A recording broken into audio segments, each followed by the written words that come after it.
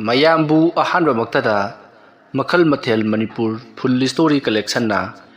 ꯃꯌꯥꯝꯕꯨ ꯇꯔꯥꯝꯅ ꯑꯣꯛꯆꯕꯒ ꯂꯣꯏꯅꯅ ꯏꯀꯣꯛꯅꯣꯟꯅ ꯈꯨꯔꯨꯝꯖꯔꯤ꯫ ꯉꯁꯤꯁꯨ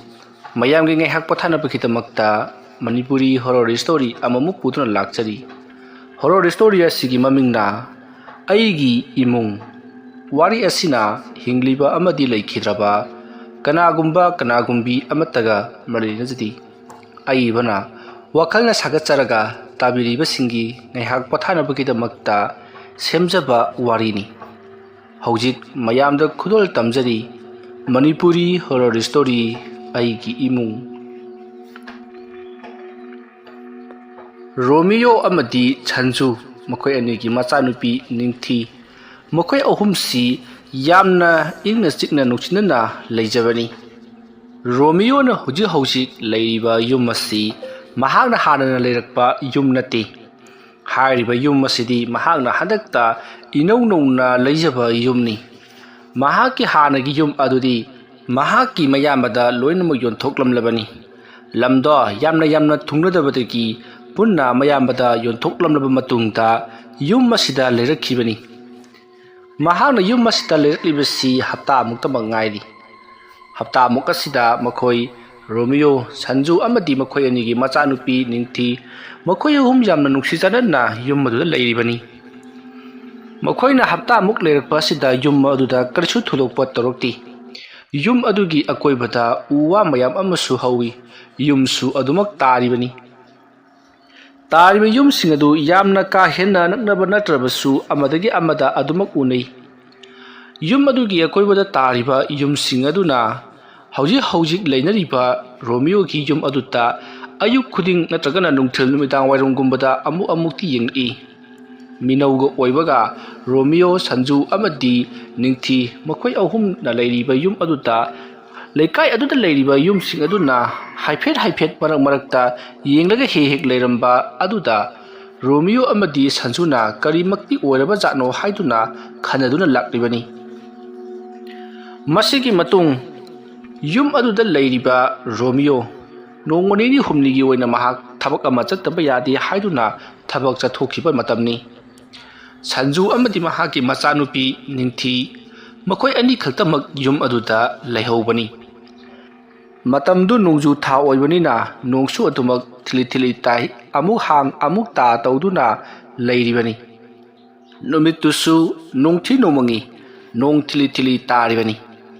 ꯅꯨꯃꯤꯗꯥꯡ ꯑꯗꯨꯗ ꯁꯟꯖꯨ ꯑꯃꯗꯤ ꯃꯍꯥꯛꯀꯤ ꯃꯆꯥꯅꯨꯄꯤ ꯅꯤꯡꯊꯤ ꯃꯈꯣꯏ ꯑꯅꯤ ꯆꯥꯛꯈꯨꯝꯗ ꯄꯨꯟꯅ ꯆꯥꯛ ꯊꯣꯡꯗꯨꯅ ꯂꯩꯔꯤꯕꯅꯤ꯫ ꯅꯤꯡꯊꯤ ꯆꯍꯤ 9 ꯁꯨꯕꯗ ꯉꯥꯏꯔꯤꯕ ꯅꯨꯄꯤ ꯃꯆꯥꯅꯤ꯫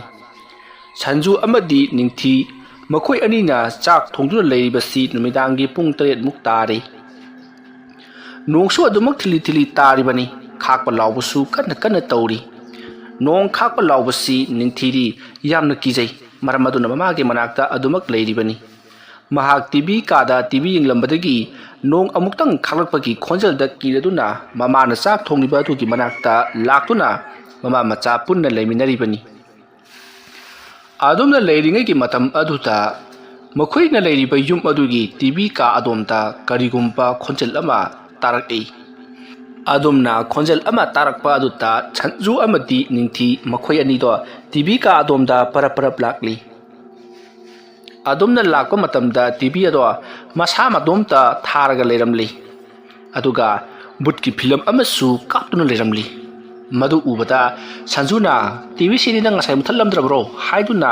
ꯔꯤꯃꯣꯠ ꯑꯗꯨ ꯄꯥꯏꯗꯨꯅ ꯃꯨꯊꯠꯂꯤ꯫ ꯃꯇꯝ ꯑꯗꯨꯗ ꯅꯤꯡꯊꯤꯅ "ꯉꯁꯥꯏ ꯑꯩꯅ ꯃꯨꯊꯠꯂꯝꯕꯅꯤ ꯏꯃꯥ" ꯍꯥꯏꯗꯨꯅ ꯈꯨꯝꯂꯤ꯫ ꯁꯟꯖꯨꯅ "ꯐꯔꯦ ꯂꯥꯛꯑꯣ" ꯍꯥꯏꯗꯨꯅ ꯃꯈꯣꯏ ꯆꯥꯛꯁꯪꯂꯣꯝꯗ ꯂꯥꯛꯂꯤ꯫ ꯃꯁꯤꯒꯤ ꯃꯇꯨꯡ ꯁꯟꯖꯨ ꯑꯃꯗꯤ ꯅꯤꯡꯊꯤ ꯊꯣꯡꯕ ꯊꯥꯛꯂꯤꯕꯁꯤꯡ ꯑꯗꯨ ꯆꯥꯔꯕ ꯃꯇꯨꯡꯗ ꯃꯈꯣꯏ ꯐꯃꯨꯡꯗ ꯇꯨꯝꯗꯨꯅ ꯂꯩꯅꯈ꯭ꯔꯦ꯫ ꯃꯇꯝꯁꯤ ꯅꯨꯃꯤꯗꯥꯡꯒꯤ ꯄꯨꯡ 9 ꯈꯔ ꯍꯦꯜꯂꯛꯂꯕꯅꯤ꯫ ꯑꯁꯣꯝꯗꯅ ꯀꯝꯗꯧꯔꯤ? ꯌꯨꯝ ꯑꯗꯨꯒꯤ ꯑꯀꯣꯏꯕꯗ ꯂꯩꯔꯤꯕ ꯏꯃꯨꯡꯁꯤꯡ ꯑꯗꯨꯅ ꯍꯥꯏꯅꯔꯤ, "ꯁꯨꯃꯥꯏꯅ ꯅꯣꯡꯊꯤ ꯅꯣꯡꯃꯪꯕꯁꯤ ꯍꯦꯛ ꯇꯧꯕꯅꯤ꯫ ꯃꯈꯣꯏꯒꯤ ꯏꯃꯨꯡꯁꯤ ꯍꯧꯖꯤꯛ ꯐꯥꯎꯕꯒꯤ ꯑꯣꯏꯅꯗꯤ ꯀꯔꯤ ꯑꯃꯠꯇ ꯇꯧꯔꯛꯇꯦ꯫ ꯉꯔꯥꯡ ꯅꯍꯥꯟꯗꯒꯤꯅꯤ ꯅꯣꯡ ꯊꯤꯂꯤ ꯇꯥꯔꯒ ꯅꯣꯡ ꯁꯨꯃꯥꯏꯅ ꯆꯤꯐꯦꯠ ꯆꯨꯕ ꯍꯧꯔꯛꯂꯤꯕꯁꯤ꯫ ꯅꯨꯡꯁꯤꯠ ꯅꯨꯡꯁꯥꯁꯨ ꯑꯗꯨꯃꯛ ꯀꯟꯅ ꯁꯤꯠꯂꯤꯕꯅꯤ꯫ ꯅꯣꯡꯁꯨ ꯈꯥꯛꯄ ꯂꯥꯎꯕ ꯂꯦꯞꯇꯦ꯫ ꯃꯈꯣꯏꯅ ꯍꯦꯛ ꯁꯥꯐꯣꯡꯂꯛꯄꯗꯨ ꯃꯇꯝꯗꯤ ꯆꯞ ꯆꯥꯔꯕꯅꯤ꯫ ꯑꯗꯨꯕꯨ ꯃꯈꯣꯏꯒꯤ ꯏꯃꯨꯡꯁꯤꯗꯤ ꯀꯔꯤꯝꯇ ꯇꯧꯔꯛꯇꯦ ꯅꯠꯇꯦ ꯌꯨꯝ ꯑꯁꯤꯗ ꯇꯧꯔꯝꯕꯁꯤꯡ ꯑꯗꯨꯕꯨ ꯐꯈ꯭ꯔꯕ ꯖꯥꯠꯂꯣ ꯑꯁꯨꯝꯅ ꯌꯨꯝ ꯑꯗꯨꯗ ꯂꯩꯔꯤꯕ ꯑꯀꯣꯏꯕꯗ ꯂꯩꯔꯤꯕ ꯌꯨꯝꯁꯤꯡ ꯑꯗꯨꯅ ꯉꯥꯡꯅ ꯁꯛꯅꯔꯤ ꯁꯟꯖꯨ ꯑꯃꯗꯤ ꯅꯤꯡꯊꯤꯗꯤ ꯅꯤꯡꯉꯥꯏꯗꯅ ꯑꯗꯨꯃꯛ ꯇꯨꯝꯗꯨꯅ ꯂꯩꯔꯤꯕꯅꯤ ꯃꯁꯤꯗꯒꯤꯗꯤ ꯅꯣꯡꯁꯨ ꯌꯥꯝꯅ ꯀꯟꯅ ꯆꯨꯁꯜꯂꯛꯂꯤ ꯅꯣꯡ ꯀꯟꯅ ꯆꯨꯁꯜꯂꯛꯄ ꯑꯗꯨꯗ ꯁꯟꯖꯨ ꯑꯃꯗꯤ ꯅꯤꯡꯊꯤꯗꯤ ꯌꯥꯝꯅ ꯅꯨꯡꯉꯥꯏꯅ ꯇꯨꯝꯊꯈ꯭ꯔꯤ ꯑꯗꯨꯒ ꯌꯨꯝ ꯑꯗꯨꯒꯤ ꯑꯀꯣꯏꯕꯗ ꯇꯥꯔꯤꯕ ꯌꯨꯝꯁꯤꯡ ꯑꯗꯨꯗ ꯂꯩꯔꯤꯕ ꯃꯤꯁꯤꯡꯁꯨ ꯂꯣꯏꯅꯃꯛ ꯇꯨꯝꯅꯈ꯭ꯔꯕꯅꯤ ꯃꯇꯝꯗꯤ ꯑꯁꯨꯝ ꯍꯧꯖꯤꯟꯈꯤꯕꯅ ꯑꯍꯤꯡꯒꯤ ꯄꯨꯡ 12 ꯈꯔ ꯂꯥꯟꯊꯔꯛꯂꯤ ꯅꯣꯡꯁꯨ ꯍꯥꯡꯈ꯭ꯔꯦ ꯊꯥꯕꯜꯅ ꯂꯪꯇ꯭ꯔꯤꯛ ꯂꯪꯅ ꯊꯣꯔꯛꯂꯤ ꯏꯊꯥ ꯊꯥꯖꯗꯅ ꯊꯥꯕꯜꯒꯤ ꯃꯉꯥꯜ ꯑꯗꯨꯗ ꯃꯈꯣꯏꯗ ꯂꯩꯔꯤꯕ ꯎꯃꯪ ꯋꯥꯃꯪꯅ ꯇꯧꯔꯕ ꯌꯨꯝ ꯑꯗꯨꯒꯤ ꯑꯀꯣꯏꯕꯗ ꯍꯔꯤꯅꯣꯡꯅꯥꯡ ꯈꯣꯡꯕ ꯑꯃꯗꯤ ꯑꯇꯩ ꯖꯤꯕꯁꯤꯡ ꯀꯥꯎꯖꯦꯡꯁꯤꯡ ꯍꯔꯥꯎꯁꯤꯡꯅ ꯈꯣꯡꯕꯒꯤ ꯃꯈꯣꯜꯁꯤꯡ ꯇꯥꯔꯤ ꯑꯁꯨꯝꯅ ꯍꯔꯤꯅꯣꯡꯅꯥꯡ ꯈꯣꯡꯂꯛꯄꯒꯤ ꯃꯈꯣꯜ ꯑꯗꯨ ꯇꯥꯔꯛꯄꯗ ꯇꯨꯝꯗꯨꯅ ꯂꯩꯔꯝꯕ ꯅꯤꯡꯊꯤ ꯃꯤꯀꯞ ꯊꯣꯔꯛꯏ ꯑꯗꯨꯒ ꯃꯍꯥꯛꯅ ꯀꯗꯥꯏꯗꯅꯣꯅꯦ ꯍꯔꯤꯅꯣꯡꯅꯥꯡ ꯈꯣꯡꯂꯤꯕꯁꯤꯕꯣ ꯑꯁꯨꯝꯅ ꯋꯥꯈꯜ ꯈꯜꯂꯒ ꯂꯩꯔꯤꯉꯩ ꯃꯄꯥꯟꯗ ꯃꯈꯣꯏꯒꯤ ꯂꯣꯟꯁꯤꯟꯗꯨꯅ ꯊꯝꯂꯤꯕ ꯒꯦꯠ ꯑꯗꯣ ꯑꯃꯨꯛ ꯍꯥꯡꯗꯣꯛ ꯑꯃꯨꯛ ꯊꯤꯡꯖꯤꯟ ꯑꯃꯨꯛ ꯍꯥꯡꯗꯣꯛ ꯑꯃꯨꯛ ꯊꯤꯡꯖꯤꯟ ꯇꯧꯗꯨꯅ ꯒꯦ ꯑꯃꯨꯛ ꯍꯥꯡꯗꯣꯛꯂꯒ ꯒꯝ ꯑꯃꯨꯛ ꯂꯥꯎꯕꯒꯤ ꯃꯈꯣꯜ ꯇꯥꯔꯤ ꯈꯣꯟꯖꯦꯜ ꯑꯗꯨ ꯇꯥꯕꯗ ꯅꯤꯡꯊꯤ ꯇꯞꯅ ꯍꯧꯒꯠꯂꯛꯂꯤ ꯃꯃꯥ ꯁꯟꯖꯨꯗꯤ ꯌꯥꯝꯅ ꯅꯨꯡꯉꯥꯏꯅ ꯇꯨꯝꯗꯨꯅ ꯂꯩꯔꯤꯕꯅꯤ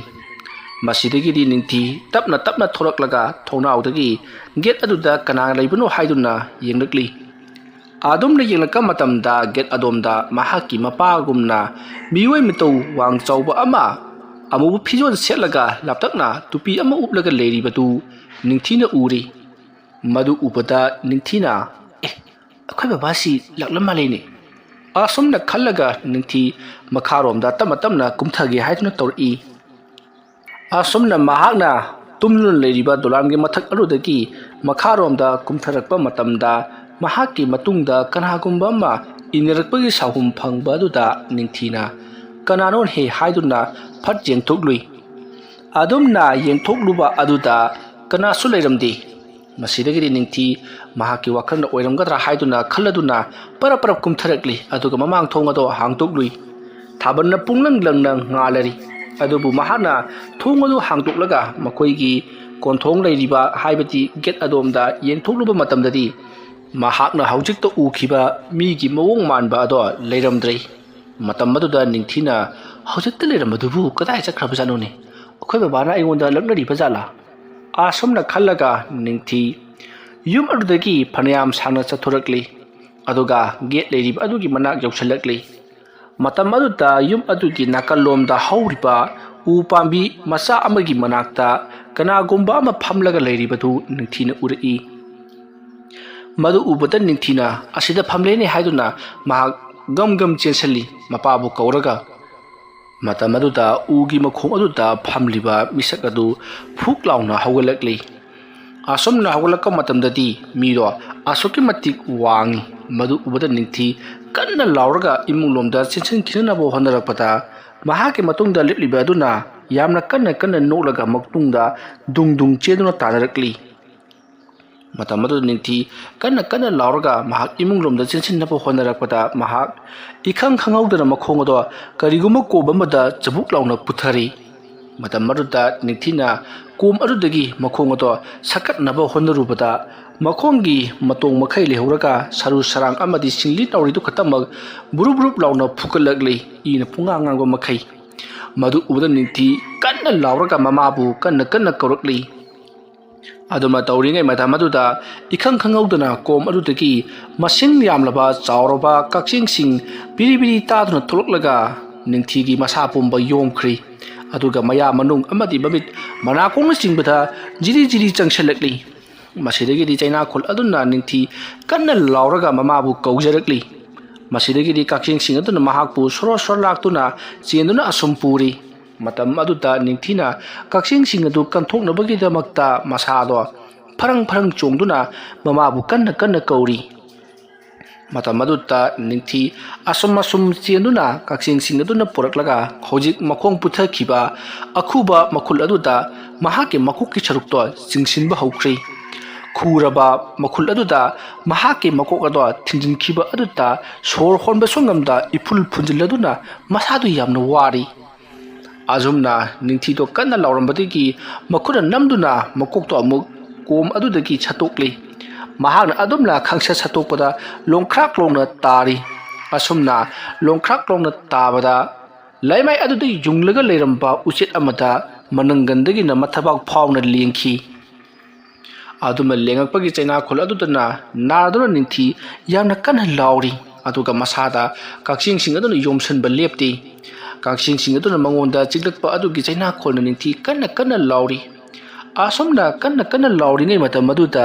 ꯃꯍꯥꯛꯀꯤ ꯃꯃꯥꯗꯨ ꯆꯦꯟꯁꯤꯜꯂꯛꯇꯨꯅ ꯅꯤꯡꯊꯤꯕꯨ ꯃꯈꯨꯠꯇꯨꯗꯣ ꯇꯥꯞ ꯄꯥꯏꯗꯨꯅ ꯆꯤꯡꯈꯠꯂꯒ ꯀꯩꯗꯧꯔꯒꯦ ꯅꯪꯕꯨ ꯍꯥꯏꯗꯨꯅ ꯍꯪꯉꯤ ꯃꯇꯝ ꯑꯗꯨ ꯅꯤꯡꯊꯤꯅ ꯃꯃꯤꯠ ꯄꯥꯡꯊꯣꯔꯛꯂꯒ ꯑꯀꯣꯏꯕꯗꯨꯗ ꯀꯣꯏꯂꯩ ꯂꯩꯗꯨꯅ ꯌꯦꯡꯂꯛꯄꯗꯗꯤ ꯀꯔꯤꯁꯨ ꯇꯧꯔꯝꯗ꯭ꯔꯦ ꯑꯗꯨꯒ ꯃꯍꯥꯛꯀꯤ ꯃꯈꯣꯡ ꯑꯗꯨꯁꯨ ꯃꯍꯥꯛꯅ ꯁꯦꯠꯂꯤꯕ ꯁ꯭ꯀꯔꯠ ꯑꯗꯨ ꯍꯥꯏꯒꯠꯇꯨꯅ ꯌꯦꯡꯂꯨꯕꯗꯁꯨ ꯀꯔꯤꯁꯨ ꯇꯧꯔꯝꯗ꯭ꯔꯦ ꯇꯧꯔꯤꯕ ꯄꯨꯝꯅꯃꯛ ꯑꯁꯤ ꯃꯍꯥꯛꯀꯤ ꯃꯃꯤꯠꯇ ꯎꯕ ꯉꯥꯛꯇ ꯑꯣꯏꯗꯨꯅ ꯂꯩꯔꯝꯈꯤ ꯑꯗꯨꯒ ꯍꯧꯖꯤꯛ ꯄꯨꯊꯈꯤꯕ ꯀꯣꯝ ꯑꯗꯨꯁꯨ ꯂꯩꯔꯝꯗꯦ ꯂꯩꯃꯥꯏ ꯑꯗꯣ ꯁꯤꯠ ꯅꯥꯟꯗ꯭ꯔꯒ ꯂꯩꯔꯝꯈꯤ ꯑꯗꯨꯒ ꯎ ꯄꯥꯝꯕꯤ ꯑꯃ ꯍꯧꯔꯝꯕ ꯑꯗꯨꯒꯤ ꯃꯈꯣꯡꯗ ꯂꯩꯔꯝꯕ ꯑꯋꯥꯡꯕ ꯃꯤꯇꯝ ꯑꯗꯨꯁꯨ ꯂꯩꯔꯝꯗ꯭ꯔꯦ ꯑꯁꯨꯝꯅ ꯅꯤꯡꯊꯤꯅ ꯑꯀꯣꯏꯕ ꯑꯗꯨꯗ ꯎꯔꯨ ꯎꯔꯨ ꯎꯪꯗꯨꯅ ꯀꯣꯏꯂꯩ ꯂꯩꯗꯨꯅ ꯌꯦꯡꯂꯛꯄ ꯑꯗꯨꯗ ꯃꯃꯥ ꯁꯟꯖꯨꯅ ꯂꯥꯛꯑꯣꯁꯦ ꯅꯪꯕꯨ ꯀꯩꯗꯧꯔꯒꯦ ꯀꯩꯗꯧꯕꯒꯤ ꯅꯇꯣꯝꯇ ꯃꯄꯥꯟ ꯊꯣꯛꯂꯤꯕꯅꯣ ꯍꯥꯏꯗꯨꯅ ꯆꯩꯔꯒ ꯏꯃꯨꯡꯗ ꯄꯨꯁꯤꯟꯈꯤ ꯅꯤꯡꯊꯤ ꯍꯧꯖꯤꯛ ꯃꯍꯥꯛꯅ ꯎꯈ꯭ꯔꯤꯕ ꯇꯥꯈ꯭ꯔꯤꯕ ꯄꯨꯝꯅꯃꯛ ꯑꯗꯨ ꯀꯔꯤꯅꯣ ꯍꯥꯏꯗꯨꯅ ꯋꯥꯈꯜ ꯈꯟꯅ ꯈꯟꯅ ꯂꯥꯛꯄꯅ ꯐꯃꯨꯡ ꯌꯧꯁꯤꯜꯂꯛꯂꯤ ꯃꯇꯝ ꯑꯗꯨꯗ ꯁꯟꯖꯨꯅ ꯅꯪ ꯅꯇꯣꯝꯇ ꯀꯩꯗꯧꯕꯒꯤ ꯃꯄꯥꯟ ꯊꯣꯛꯂꯨꯔꯤꯕꯅꯣ ꯍꯥꯏꯗꯨꯅ ꯍꯪꯂꯛꯄꯗ ꯅꯤꯡꯊꯤꯅ ꯃꯍꯥꯛꯅ ꯎꯈꯤꯕ ꯑꯃꯗꯤ ꯇꯥꯈꯤꯕꯁꯤꯡ ꯑꯗꯨ ꯂꯣꯏꯅꯃꯛ ꯇꯝꯂꯤ ꯒꯦꯠ ꯍꯥꯡꯗꯣꯛꯄꯒꯤ ꯃꯈꯣꯜ ꯇꯥꯕꯗꯒꯤ ꯃꯍꯥꯛ ꯌꯦꯡꯂꯨꯕ ꯃꯇꯝꯗ ꯃꯄꯥꯕꯨꯡ ꯂꯦꯞꯂꯒ ꯂꯩꯔꯝꯕꯗꯒꯤ ꯊꯣꯛꯂꯨꯕꯅꯤ ꯍꯥꯏꯗꯨꯅ ꯇꯝꯂꯤ ꯋꯥꯐꯝ ꯑꯗꯨ ꯇꯥꯕꯗ ꯁꯟꯖꯨ ꯌꯨꯝ ꯑꯁꯤꯗ ꯀꯔꯤꯒꯨꯝꯕ ꯈꯔꯗꯤ ꯊꯣꯛꯂꯔꯕ꯭ꯔꯥ ꯍꯥꯏꯗꯨꯅ ꯋꯥꯈꯜꯗ ꯉꯥꯏꯍꯥꯛꯇꯪꯗꯤ ꯆꯤꯡꯅꯩ ꯑꯗꯨꯕꯨ ꯇꯧꯔꯤꯕ ꯇꯥꯔꯤꯕꯁꯤꯡ ꯑꯁꯤ ꯃꯍꯥꯛꯀꯤ ꯃꯆꯥꯅꯨꯄꯤꯒꯤ ꯋꯥꯈꯜꯅ ꯑꯣꯏꯔꯝꯕ ꯌꯥꯏ ꯍꯥꯏꯗꯨꯅꯁꯨ ꯈꯜꯂꯗꯨꯅ ꯐꯔꯦ ꯐꯔꯦ ꯇꯨꯝꯊꯔꯣ ꯍꯥꯏꯗꯨꯅ ꯃꯆꯥꯅꯨꯄꯤꯕꯨ ꯊꯦꯝꯗꯨꯅ ꯇꯨꯝꯍꯟꯈ꯭ꯔꯤ ꯑꯗꯨꯕꯨ ꯁꯟꯖꯨꯗꯤ ꯋꯥꯈꯜ ꯃꯌꯥꯝ ꯑꯗꯨꯅ ꯇꯨꯝꯊꯕ ꯌꯥꯔꯝꯗꯦ ꯃꯍꯥꯛꯅ ꯑꯁꯨꯝꯅ ꯇꯨꯝꯊꯕ ꯌꯥꯗꯅ ꯂꯩꯔꯤꯉꯩ ꯃꯇꯝ ꯑꯗꯨꯗ ꯑꯃꯨꯛꯀꯁꯨ ꯒꯦꯠ ꯑꯗꯣ ꯑꯃꯨꯛ ꯍꯥꯡꯗꯣꯛꯄ ꯑꯃꯨꯛ ꯊꯤꯡꯖꯤꯟꯕ ꯇꯧꯕꯒꯤ ꯒꯦ ꯍꯥꯡꯗꯣꯛꯂꯒ ꯒꯝ ꯂꯥꯎꯅ ꯊꯤꯡꯖꯤꯟꯕꯒꯤ ꯃꯈꯣꯜ ꯇꯥꯕ ꯍꯧꯔꯛꯂꯤ ꯑꯁꯨꯝꯅ ꯒꯦꯠ ꯑꯗꯨꯅ ꯍꯥꯡꯗꯣꯛ ꯍꯥꯡꯖꯤꯟ ꯇꯧꯕꯒꯤ ꯃꯈꯣꯜ ꯇꯥꯔꯛꯄ ꯑꯗꯨꯗ ꯃꯍꯥꯛ ꯁ꯭ꯋꯥꯏ ꯂꯥꯎꯈꯤ ꯃꯆꯥꯅꯨꯄꯤꯅ ꯍꯥꯏꯔꯤꯕꯗꯨ ꯆꯨꯝꯂꯔꯒꯗ꯭ꯔꯥ ꯈꯟꯗꯨꯅ ꯃꯇꯝ ꯑꯗꯨꯗ ꯁꯟꯖꯨ ꯇꯞꯅ ꯍꯧꯒꯠꯂꯛꯂꯤ ꯃꯆꯥꯅꯨꯄꯤꯗꯨ ꯈꯪꯍꯟꯗꯕꯤꯗ ꯑꯗꯨꯒ ꯃꯍꯥꯛꯅ ꯊꯣꯡꯅꯥꯎ ꯑꯗꯨꯗꯒꯤ ꯌꯦꯡꯂꯛꯄ ꯃꯇꯝꯗ ꯒꯦꯠ ꯑꯗꯣ ꯀꯔꯤꯁꯨ ꯇꯧꯔꯝꯗꯦ ꯑꯗꯨꯒ ꯇꯥꯔꯤꯕ ꯃꯈꯣꯜ ꯑꯗꯨꯗꯤ ꯀꯗꯥꯏꯗꯒꯤꯅꯣ ꯍꯥꯏꯗꯨꯅ ꯋꯥꯈꯜ ꯇꯧꯗꯨꯅ ꯂꯩꯔꯤ ꯑꯗꯨꯕꯨ ꯁꯟꯖꯨꯅ ꯑꯗꯨꯝꯅ ꯒꯦꯠ ꯑꯗꯨꯗ ꯌꯦꯡꯁꯤꯜꯂꯨꯕ ꯃꯇꯝꯗꯗꯤ ꯒꯦꯠ ꯑꯗꯣ ꯀꯔꯤꯁꯨ ꯇꯧꯔꯝꯗꯕ ꯑꯗꯨꯗꯒꯤꯗꯤ ꯃꯈꯣꯜ ꯑꯗꯨꯁꯨ ꯇꯥꯈꯤꯗ꯭ꯔꯤ ꯃꯇꯝ ꯑꯗꯨꯗ ꯁꯟꯖꯨꯅ ꯀꯔꯤꯒꯨꯝꯕ ꯈꯔ ꯊꯣꯛꯂꯨꯔꯒꯅꯤ ꯍꯥꯏꯕꯁꯤ ꯃꯥꯒꯤ ꯋꯥꯈꯜꯗ ꯆꯤꯡꯅꯈ꯭ꯔꯤ ꯑꯁꯨꯝꯅ ꯉꯥꯏꯍꯥꯛ ꯒꯦꯠ ꯑꯗꯨꯗ ꯌꯦꯡꯂꯝꯂꯒ ꯋꯥꯈꯜ ꯉꯥꯏꯍꯥꯛ ꯈꯜꯂꯕ ꯃꯇꯨꯡꯗ ꯃꯍꯥꯛꯀꯤ ꯇꯨꯝꯐꯝ ꯑꯣꯏꯔꯤꯕ ꯐꯃꯨꯡ ꯑꯗꯨꯗ ꯄꯔꯄ ꯀꯥꯈꯠꯇꯨꯅ ꯑꯃꯨꯛ ꯇꯨꯝꯈ꯭ꯔꯤ ꯃꯁꯤꯒꯤ ꯃꯇꯨꯡ ꯃꯇꯝꯗꯤ ꯑꯁꯨꯝ ꯍꯧꯖꯤꯟꯈ꯭ꯔꯤ ꯅꯣꯡ ꯉꯥꯐꯨꯝ ꯇꯧꯔꯛꯄ ꯑꯗꯨꯋꯥꯏꯗ ꯁꯟꯖꯨꯗꯣ ꯃꯤꯀꯞ ꯊꯣꯔꯛꯂꯤ ꯃꯍꯥꯛꯅ ꯃꯤꯀꯞ ꯊꯣꯔꯛꯄ ꯃꯇꯝꯗ ꯃꯆꯥꯅꯨꯄꯤ ꯅꯤꯡꯊꯤꯗꯤ ꯂꯩꯔꯝꯗ꯭ꯔꯤ ꯑꯗꯨꯝꯅ ꯃꯆꯥꯅꯨꯄꯤ ꯂꯩꯔꯝꯗꯕ ꯑꯗꯨꯗ ꯃꯍꯥꯛ ꯁ꯭ꯋꯥꯏ ꯂꯥꯎꯏ ꯃꯁꯤꯗꯒꯤꯗꯤ ꯁꯟꯖꯨꯅ ꯅꯤꯡꯊꯤꯕꯨ ꯀꯧꯗꯨꯅ ꯃꯈꯥꯗ ꯀꯨꯝꯊꯔꯛꯂꯤ ꯃꯇꯝ ꯑꯗꯨꯗ ꯅꯤꯡꯊꯤ ꯆꯥꯛꯈꯨꯝ ꯂꯣꯝꯗꯒꯤ ꯈꯨꯝꯂꯛꯏ ꯃꯇꯝ ꯑꯗꯨꯗ ꯃꯃꯥꯅ ꯅꯪꯗꯤ ꯀꯩꯗꯧꯔꯤꯕ ꯑꯗꯨꯗ ꯍꯥꯏꯗꯨꯅ ꯆꯪꯁꯤꯜꯂꯛꯄꯗ ꯅꯤꯡꯊꯤꯗꯣ ꯏꯁꯤꯡ ꯒꯤꯂꯥꯁ ꯑꯃ ꯄꯥꯏꯔꯒ ꯂꯩꯔꯝꯃꯤ ꯃꯍꯥꯛ ꯏꯁꯤꯡ ꯈꯧꯔꯥꯡꯉꯦ ꯍꯥꯏꯗꯨꯅ ꯏꯁꯤꯡ ꯊꯛꯂꯝꯕꯅꯤ ꯍꯥꯏꯗꯨꯅ ꯈꯨꯝꯃꯤ ꯃꯇꯝ ꯑꯗꯨꯗ ꯁꯟꯖꯨꯅ ꯐꯔꯦ ꯐꯔꯦ ꯂꯥꯛꯑꯣꯁꯦ ꯅꯃꯥꯏ ꯃꯃꯤꯠꯀꯗꯣ ꯇꯥꯊꯣꯛꯂꯔꯣ ꯍꯥꯏꯗꯨꯅ ꯃꯆꯥꯅꯨꯄꯤꯕꯨ ꯃꯃꯥꯏ ꯃꯃꯤꯠ ꯇꯥꯊꯣꯛꯅꯕꯒꯤꯗꯃꯛꯇ ꯇꯧꯈ꯭ꯔꯤ ꯃꯁꯤꯒꯤ ꯃꯇꯨꯡ ꯁꯟꯖꯨꯅ ꯅꯄꯥꯕꯨꯡꯅ ꯆꯠꯈ꯭ꯔꯤꯕꯗꯣ ꯅꯍꯥꯛꯀꯤ ꯁ꯭ꯀꯨꯜ ꯀꯥꯅꯅꯕꯒꯤꯗꯃꯛꯇ ꯍꯥꯏꯅꯔꯨꯅꯤ ꯍꯥꯏꯗꯨꯅꯁꯨ ꯆꯠꯈꯤꯕꯅꯤ ꯑꯗꯨꯒ ꯃꯍꯥꯛꯀꯤ ꯊꯕꯛ ꯑꯃꯒꯤꯗꯃꯛꯇꯁꯨ ꯆꯠꯈꯤꯕꯅꯤ ꯉꯁꯤ ꯅꯣꯡꯃ ꯅꯤꯅꯤ ꯂꯩꯔꯛꯂꯕꯗꯤ ꯁꯣꯏꯗꯅ ꯂꯥꯛꯂꯒꯅꯤꯗ ꯑꯗꯨꯒ ꯅꯍꯥꯛꯀꯤ ꯁ꯭ꯀꯨꯜꯁꯨ ꯀꯥꯔꯔꯒꯅꯤ ꯍꯥꯏꯗꯨꯅ ꯁꯟꯖꯨꯅ ꯃꯆꯥꯅꯨꯄꯤ ꯅꯤꯡꯊꯤꯗ ꯍꯥꯏꯔꯤ ꯃꯇꯝ ꯑꯗꯨꯗ ꯅꯤꯡꯊꯤꯅ ꯑꯩꯗꯤ ꯁꯤꯗꯒꯤ ꯁ꯭ꯀꯨꯜ ꯉꯥꯏꯇ ꯀꯥꯊꯣꯛ ꯀꯥꯁꯤꯟ ꯇꯧꯕꯗꯨꯅ ꯍꯦꯟꯅ ꯄꯥꯝꯃꯤ ꯍꯥꯏꯔꯤ ꯑꯗꯨꯕꯨ ꯁꯟꯖꯨꯅ ꯃꯗꯨꯗꯤ ꯌꯥꯒꯗꯕ ꯃꯥꯟꯗꯦ ꯁ꯭ꯋꯥꯏꯗ ꯂꯩꯅꯔꯤꯕ ꯌꯨꯝ ꯑꯁꯤꯗ ꯂꯩꯅꯔꯤꯕ ꯃꯤ ꯄꯨꯝꯅꯃꯛ ꯃꯆꯥꯁꯤꯡꯁꯦ ꯂꯣꯏꯅꯃꯛ ꯕꯣꯔꯗꯤꯡꯗ ꯊꯝꯂꯒ ꯂꯥꯏꯔꯤꯛ ꯇꯝꯍꯟꯅꯕ ꯉꯥꯛꯇꯅꯤ ꯅꯪꯅ ꯃꯐꯝ ꯑꯁꯤꯗꯒꯤ ꯁ꯭ꯀꯨꯜ ꯌꯧꯅꯅꯕ ꯍꯟꯗꯣꯛ ꯍꯟꯖꯤꯟ ꯆꯠꯄ ꯍꯥꯏꯕꯁꯤ ꯑꯁꯨꯛꯀꯤ ꯃꯇꯤꯛ ꯄꯩꯁꯥ ꯆꯪꯒꯗꯧꯔꯤꯕꯅꯤ ꯁ꯭ꯀꯨꯜꯗꯣ ꯃꯐꯝ ꯑꯁꯤꯗꯒꯤ ꯌꯥꯝꯅ ꯂꯥꯞꯄꯤ ꯍꯥꯏꯔꯤ ꯑꯁꯨꯝꯅ ꯁꯟꯖꯨꯅ ꯃꯆꯥꯅꯨꯄꯤꯗꯨꯗ ꯋꯥꯔꯤ ꯋꯥꯇꯥꯏ ꯁꯥꯟꯅꯗꯨꯅ ꯃꯈꯣꯏ ꯌꯨꯝ ꯑꯗꯨꯒꯤ ꯑꯀꯣꯏꯕꯗ ꯆꯥꯏꯔꯤꯕ ꯈꯣꯠꯂꯤꯕ ꯇꯧꯔꯤꯕꯁꯤꯡ ꯑꯗꯨ ꯁꯦꯡꯗꯣꯛꯇꯨꯅ ꯋꯥꯔꯤ ꯋꯥꯇꯥꯏ ꯁꯥꯟꯅꯔꯤ꯫ ꯃꯇꯧ ꯑꯁꯨꯝꯅ ꯌꯨꯝ ꯑꯗꯨꯒꯤ ꯑꯀꯣꯏꯕꯗ ꯁꯤꯠ ꯁꯦꯡꯗꯨꯅ ꯋꯥꯔꯤ ꯋꯥꯇꯥꯏ ꯁꯥꯟꯅꯗꯨꯅ ꯂꯩꯔꯤꯉꯩ ꯁꯟꯖꯨꯗꯨ ꯆꯥꯛꯁꯪꯗ ꯑꯃꯨꯛꯇ ꯆꯪꯂꯨꯈꯤꯒꯦ ꯍꯥꯏꯗꯨꯅ ꯏꯃꯨꯡꯂꯣꯝꯗ ꯆꯪꯈꯤ꯫ ꯃꯇꯝ ꯑꯗꯨꯗ ꯅꯤꯡꯊꯤ ꯌꯨꯝ ꯑꯗꯨꯒꯤ ꯃꯄꯥꯟꯗ ꯍꯧꯔꯤꯕ ꯂꯩ ꯄꯥꯝꯕꯤ ꯑꯆꯧꯕ ꯑꯃꯒꯤ ꯃꯈꯣꯡꯗꯨ ꯅꯥꯄꯤ ꯃꯌꯥꯝ ꯑꯃ ꯁꯣꯡꯖꯜꯂꯦ ꯍꯥꯏꯗꯨꯅ ꯌꯥꯝꯅ ꯀꯟꯅ ꯃꯈꯨꯠꯅ ꯐꯣꯗꯠꯂꯤꯉꯩ ꯃꯇꯝꯅꯤ꯫ ꯃꯇꯝ ꯑꯗꯨꯗ ꯃꯍꯥꯛꯀꯤ ꯃꯇꯨꯡꯗ ꯀꯅꯥꯒꯨꯝꯕ ꯑꯃ ꯄꯔꯞ ꯂꯥꯛꯇꯨꯅ ꯂꯦꯞꯅꯔꯤ꯫ ꯃꯇꯝ ꯑꯗꯨꯗ ꯅꯤꯡꯊꯤꯗꯤ ꯃꯃꯥ ꯑꯣꯏꯔꯕꯣꯏ ꯈꯜꯂꯗꯨꯅ ꯏꯃꯥ ꯑꯇꯨ ꯁꯤꯒꯤ ꯄꯥꯝꯕꯤꯁꯤꯗꯤ ꯄꯨꯡꯊꯣꯜ ꯅꯠꯇ꯭ꯔꯣ ꯍꯥꯏꯗꯨꯅ ꯄꯥꯝꯕꯤ ꯑꯃꯗ ꯈꯨꯗꯣꯝꯕꯤ ꯊꯤꯜꯂꯤ꯫ ꯑꯗꯨꯕꯨ ꯀꯔꯤꯃꯠꯇ ꯍꯥꯏꯔꯛꯇꯕ ꯑꯗꯨꯗ ꯃꯍꯥꯛꯅ ꯇꯨꯡꯗ ꯁꯛ ꯂꯩꯊꯣꯛꯇꯨꯅ ꯌꯦꯡꯂꯨꯕꯗꯗꯤ ꯀꯅꯥꯁꯨ ꯂꯩꯔꯝꯗ꯭ꯔꯤ꯫ ꯑꯗꯨꯝꯅ ꯀꯅꯥꯁꯨ ꯂꯩꯔꯝꯗꯕ ꯑꯗꯨꯗ ꯅꯤꯡꯊꯤ ꯈꯪꯄ꯭ꯔꯦꯛ ꯈꯪꯗꯨꯅ ꯃꯍꯥꯛ ꯑꯀꯣꯏꯕ ꯑꯗꯨꯗ ꯀꯣꯏꯂꯩ ꯂꯩꯗꯨꯅ ꯌꯦꯡꯉꯤ꯫ ꯑꯗꯨꯒ ꯍꯧꯖꯤꯛ ꯃꯍꯥꯛꯅ ꯃꯈꯣꯡ ꯁꯦꯡꯂꯤꯕ ꯂꯩ ꯄꯥꯝꯕꯤ ꯑꯗꯨꯒꯤ ꯃꯈꯣꯡꯗ ꯍꯧꯔꯤꯕ ꯄꯨꯡꯊꯣꯜ ꯄꯥꯝꯕꯤ ꯑꯗꯨꯕꯨ ꯀꯔꯤꯅꯣ ꯄꯥꯝꯕꯤꯅꯣ ꯍꯥꯏꯗꯨꯅ ꯌꯦꯡꯂꯤꯉꯩ ꯃꯇꯝ ꯑꯗꯨꯗ ꯀꯅꯥꯒꯨꯝꯕ ꯑꯃ ꯂꯥꯛꯄꯒꯤ ꯃꯃꯤ ꯑꯃ ꯃꯍꯥꯛꯅ ꯇꯥꯈ꯭ꯔꯤꯕꯗꯨ ꯀꯅꯥꯒꯤ ꯃꯃꯤ ꯑꯣꯏꯔꯕ ꯖꯥꯠꯅꯣ ꯍꯥꯏꯗꯨꯅ ꯋꯥꯈꯜ ꯈꯟꯗꯨꯅ ꯂꯩꯔꯤꯉꯩ ꯃꯃꯥꯗꯣ ꯄꯔꯞ ꯊꯣꯔꯛꯂꯤ꯫ ꯑꯗꯨꯒ ꯀꯩꯗꯧꯔꯒꯦ ꯅꯪꯅ ꯂꯦꯞꯄꯒ ꯂꯩꯔꯤꯕꯗꯨꯅ ꯍꯥꯏꯗꯨꯅ ꯍꯪꯂꯛꯏ꯫ ꯃꯇꯝ ꯑꯗꯨꯗ ꯅꯤꯡꯊꯤꯅ ꯑꯩꯅ ꯂꯩ ꯃꯈꯣꯡ ꯁꯦꯡꯂꯤꯉꯩꯗ ꯑꯩꯒꯤ ꯇꯨꯡꯗ ꯀꯅꯥꯒꯨꯝꯕ ꯑꯃ ꯂꯥꯛꯄꯒꯤ ꯃꯃꯤ ꯑꯃ ꯇꯥꯈꯤ꯫ ꯑꯗꯨꯒ ꯑꯩꯅ ꯂꯩꯊꯣꯛꯂꯒ ꯌꯦꯡꯂꯛꯄꯗꯗꯤ ꯀꯅꯥꯁꯨ ꯂꯩꯔꯝꯗ꯭ꯔꯦ ꯍꯥꯏꯗꯨꯅ ꯈꯨꯝꯃꯤ꯫ ꯃꯇꯝ ꯑꯗꯨꯗ ꯁꯟꯖꯨ ꯃꯆꯥꯅꯨꯄꯤꯅ ꯉꯔꯥꯡꯗꯒꯤ ꯇꯧꯔꯛꯂꯤꯕ ꯑꯁꯤꯗ ꯀꯔꯤ ꯇꯧꯔꯕ ꯖꯥꯠꯅꯣ ꯍꯥꯏꯗꯨꯅ ꯋꯥꯈꯜ ꯉꯥꯏꯍꯥꯛ ꯈꯜꯂꯤ꯫ ꯑꯗꯨꯒ ꯃꯃꯥꯅ ꯐꯔꯦꯁꯦ ꯀꯔꯤꯁꯨ ꯑꯣꯏꯔꯝꯃꯣꯏ ꯑꯁꯨꯝꯅ ꯍꯥꯏꯔꯒ ꯅꯥꯄꯤ ꯁꯦꯡꯂꯤꯕ ꯈꯣꯠꯂꯤꯕ ꯂꯩꯒꯤ ꯃꯈꯣꯡ ꯁꯣꯝꯂꯤꯕꯗꯣ ꯃꯈꯥ ꯆꯠꯊꯈꯤ꯫ ꯑꯁꯨꯝꯅ ꯂꯩꯔꯤꯉꯩ ꯃꯇꯝ ꯑꯗꯨꯗ ꯅꯤꯡꯊꯤꯗꯨ ꯃꯁꯥ ꯁꯦꯡꯗꯣꯛꯅꯤꯡꯉꯤ ꯃꯈꯣꯡ ꯍꯥꯝꯅꯤꯡꯉꯤ ꯍꯥꯏꯕꯗꯒꯤ ꯁꯟꯖꯨꯅ ꯐꯔꯦ ꯆꯠꯂꯨꯔꯣ ꯑꯗꯨꯒ ꯂꯥꯛꯎ ꯍꯥꯏꯔꯒ ꯅꯤꯡꯊꯤꯗꯣ ꯊꯥꯗꯣꯛꯈ꯭ꯔꯤ꯫ ꯃꯁꯤꯗꯒꯤꯗꯤ ꯅꯤꯡꯊꯤꯗꯣ ꯃꯍꯥꯛ ꯇꯣꯏꯂꯦꯠꯇ ꯆꯪꯗꯨꯅ ꯃꯁꯥ ꯁꯦꯡꯗꯣꯛꯂꯤ꯫ ꯁꯣꯝꯗꯅ ꯀꯝꯗꯧꯔꯤ ꯁꯟꯖꯨꯗꯨ ꯌꯨꯝ ꯑꯗꯨꯒꯤ ꯑꯀꯣꯏꯕꯗ ꯍꯧꯔꯤꯕ ꯄꯥꯝꯕꯤꯁꯤꯡ ꯑꯗꯨ ꯏꯁꯤꯡ ꯆꯥꯏꯗꯨꯅ ꯌꯥꯝꯅ ꯀꯟꯅ ꯁꯤꯠ ꯁꯦꯡꯗꯨꯅ ꯍꯣꯠꯅꯔꯤ꯫ ꯇꯟꯖꯥ ꯑꯗꯨꯗ ꯅꯤꯡꯊꯤꯒꯤ ꯈꯣꯟꯖꯦꯜꯅ ꯌꯥꯝꯅ ꯀꯟꯅ ꯂꯥꯎꯈꯤꯕꯒꯤ ꯈꯣꯟꯖꯦꯜ ꯑꯃ ꯇꯥꯕꯗ ꯁꯟꯖꯨ ꯀꯔꯤ ꯇꯧꯔꯕ ꯖꯥꯠꯅꯣ ꯍꯥꯏꯗꯨꯅ ꯏꯃꯨꯡꯂꯣꯝꯗ ꯆꯦꯟꯁꯤꯜꯂꯤ꯫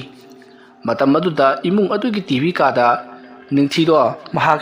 ꯁꯨꯠ ꯀꯞꯂꯒ ꯂꯩꯔꯝꯃꯤ꯫ ꯃꯇꯝ ꯑꯗꯨꯗ ꯁꯟꯖꯨꯅ ꯀꯔꯤ ꯇꯧꯔꯕꯒꯦ ꯍꯥꯏꯗꯨꯅ ꯍꯪꯂꯨꯕꯗ ꯃꯍꯥꯛ ꯁꯣꯔ ꯌꯥꯝꯅ ꯐꯨꯜꯂꯤ ꯈꯅꯥꯎꯁꯦ ꯀꯩꯅꯣꯝꯃ ꯐꯨꯜꯂꯤ ꯍꯥꯏꯗꯨꯅ ꯀꯣꯏꯂꯥꯎ ꯂꯥꯎꯔꯤ꯫ ꯑꯗꯨꯒ ꯃꯍꯥꯛꯀꯤ ꯃꯃꯤꯠ ꯑꯗꯨꯗꯒꯤ ꯏꯁꯨ ꯇꯥꯔꯛꯂꯤ꯫ ꯑꯗꯨꯒ ꯃꯌꯥ ꯑꯗꯨꯁꯨ ꯂꯥꯎꯅ ꯑꯁꯨꯝ ꯀꯥꯊꯣꯔꯛꯂꯤ꯫ ꯃꯅꯥꯀꯣꯡ ꯑꯗꯨꯁꯨ ꯇꯞꯅ ꯉꯧꯔꯝꯕꯗꯒꯤ ꯃꯨꯔꯤ ꯇꯧꯔꯒ ꯑꯄꯠꯄꯒꯤ ꯃꯑꯣꯡꯒ ꯇꯧꯁꯤꯜꯂꯛꯈꯤ꯫ ꯃꯁꯥ ꯄꯨꯝꯅꯃꯛ ꯖꯔ ꯈꯣꯏꯖꯤꯜꯂꯛꯄꯒꯨꯝ ꯇꯧꯔꯛꯂꯤ꯫ ꯏꯁꯤꯡ ꯈꯖꯤꯛꯇ ꯊꯛꯀꯦ ꯍꯥꯏꯗꯨꯅ ꯅꯤꯡꯊꯤꯅ ꯀꯟꯅ ꯂꯥꯎꯔꯛꯄꯗꯨꯗ ꯁꯟꯖꯨ ꯄꯥꯈꯠꯄꯣꯏ ꯀꯔꯤꯕꯣꯏ ꯑꯗꯨꯗꯤ ꯅꯪ ꯉꯥꯛꯇꯪ ꯂꯩꯔꯝꯃꯨꯀꯣ ꯑꯁꯨꯝꯅ ꯍꯥꯏꯔꯝꯂꯒ ꯆꯥꯛꯈꯨꯝꯂꯣꯝꯗꯄꯔꯞ ꯆꯦꯟꯁꯤꯜꯂꯤ꯫ ꯑꯗꯨꯒ ꯏꯁꯤꯡ ꯒꯤꯂꯥꯁ ꯑꯃ ꯀꯜꯂꯗꯨꯅ ꯃꯍꯥꯛ ꯄꯔꯞ ꯆꯦꯟꯊꯣꯔꯛꯄ ꯃꯇꯝꯗꯗꯤ ꯅꯤꯡꯊꯤꯗꯤ ꯂꯩꯔꯝꯗ꯭ꯔꯤ꯫ ꯑꯁꯨꯝꯅ ꯃꯍꯥꯛꯅ ꯅꯤꯡꯊꯤ ꯂꯩꯔꯝꯗꯕꯗꯨꯗ ꯅꯤꯡꯊꯤꯗꯣ ꯀꯟꯅ ꯀꯧꯗꯨꯅ ꯀꯗꯥꯏ ꯆꯠꯈ꯭ꯔꯕꯒꯦ ꯍꯥꯏꯗꯨꯅ ꯊꯤꯔꯛꯏ꯫ ꯑꯁꯨꯝꯅ ꯊꯤꯔꯛꯄꯗꯒꯤ ꯃꯍꯥꯛ ꯃꯄꯥꯟꯂꯣꯝꯗ ꯆꯦꯟꯊꯣꯔꯛꯂꯤ꯫ ꯃꯇꯝ ꯑꯗꯨꯗ ꯅꯤꯡꯊꯤꯗꯤ ꯃꯁꯥ ꯁꯦꯡꯗꯣꯛꯄ ꯂꯣꯏꯔꯗꯨꯅ ꯃꯍꯥꯛ ꯇꯣꯏꯂꯦꯠꯂꯣꯝꯗꯒꯤ ꯂꯥꯛꯏ꯫ ꯑꯗꯨꯒ ꯏꯃꯥ ꯀꯩꯗꯧꯔꯒꯦ ꯍꯥꯏꯗꯨꯅ ꯍꯪꯂꯛꯄꯗ ꯇꯣꯏꯂꯦꯠꯂꯣꯝꯗꯒꯤ ꯂꯥꯛꯄꯗꯨꯗ ꯁꯟꯖꯨ ꯋꯥꯈꯜ ꯈꯪꯇꯥ ꯇꯥꯔꯛꯏ꯫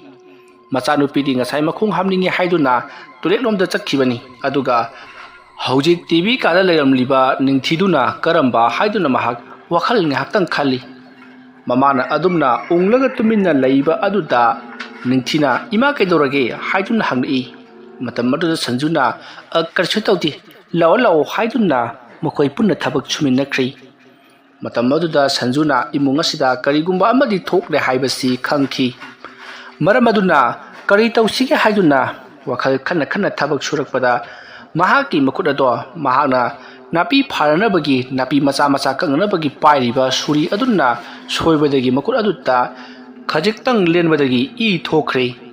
ꯃꯇꯝ ꯑꯗꯨꯗ ꯁꯟꯖꯨꯅ ꯈꯨꯠꯁꯤꯁꯨ ꯁꯣꯛꯈ꯭ꯔꯦꯅ ꯇꯧꯔꯤꯁꯤ꯫ ꯑꯁꯨꯝꯅ ꯃꯈꯨꯠ ꯑꯗꯨꯅ ꯐ꯭ꯔꯪ ꯀꯟꯈꯤꯕꯗꯨꯗ ꯃꯆꯥꯅꯨꯄꯤ ꯅꯤꯡꯊꯤꯅ ꯀꯩꯗꯧꯔꯒꯦ ꯏꯃꯥ ꯍꯥꯏꯗꯨꯅ ꯆꯪꯁꯤꯜꯂꯛꯂꯒ ꯌꯦꯡꯕꯗ mokut ado soklambadagi mokut adu sengna hamtoklaba matungda kari-karino khara taisanduna mokut adu phi amana yasanana tawri asomna sanju amade ningthi imunglomda changduna sokliba mokut adu mokoina phi amana yasanana bagi tawrini matam aduta asomna kamdawri sanjuna hauji makut sokpadagi tahoba ising adu masa matomta tapna lemai aduta mangkhri masidagi khanghaudana yumgi maning thong adomdagi haudong amubi ama khongladuna lakli aduga i leiyum pham aduta mahak tamatamna changchillaklaga manam namli aduga leba aduta lekli ꯃꯁꯤꯒꯤ ꯃꯇꯨꯡ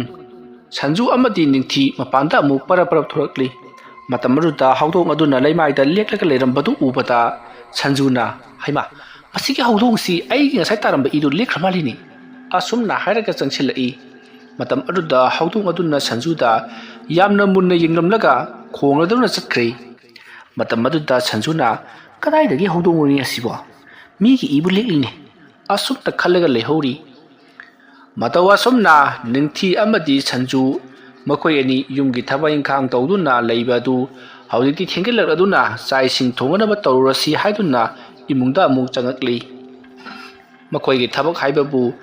ꯆꯥꯛ ꯏꯁꯤꯡ ꯆꯥꯕ ꯌꯨꯝꯒꯤ ꯊꯕꯛ ꯏꯪꯈꯥꯡ ꯉꯥꯏꯍꯥꯛ ꯇꯧꯕ ꯑꯁꯤ ꯃꯉꯥꯏ ꯑꯇꯩ ꯊꯕꯛꯇꯤ ꯁꯤꯟꯊꯥꯐꯝ ꯈꯪꯗ꯭ꯔꯤ ꯂꯥꯛꯄ ꯅꯧꯔꯤꯕꯅꯤꯅ ꯃꯇꯧ ꯑꯁꯨꯝꯅ ꯇꯧꯗꯨꯅ ꯃꯃꯥ ꯃꯆꯥꯗꯣ ꯆꯥꯛ ꯏꯁꯤꯡ ꯊꯣꯡ ꯊꯥꯛꯇꯨꯅ ꯆꯥꯔꯕ ꯃꯇꯨꯡꯗ